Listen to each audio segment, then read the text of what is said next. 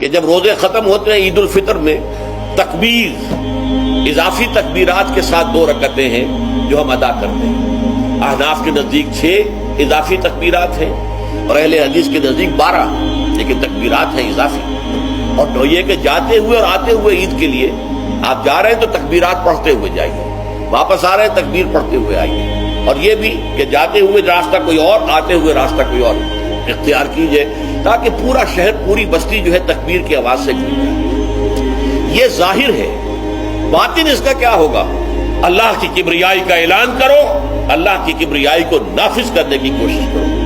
جب اللہ نے تمہیں ہدایت دے دی ہے، تمہیں اپنے دین حق سے نواز دیا ہے، تمہارا فرض ہے کہ اس کو قائم کرو، اس کے لیے جد و جہد کرو، اس کے لیے تن من دھن لگاؤ، اس کے لیے جان اور مال سے جہاد کرو. وَلِتُكَبِّرُوا اللَّهَ عَلَى مَا هَدَاكُمْ وَلَعَلَّكُمْ تَشْكُرُونَ، اور تاکہ تم واقعتاً شکر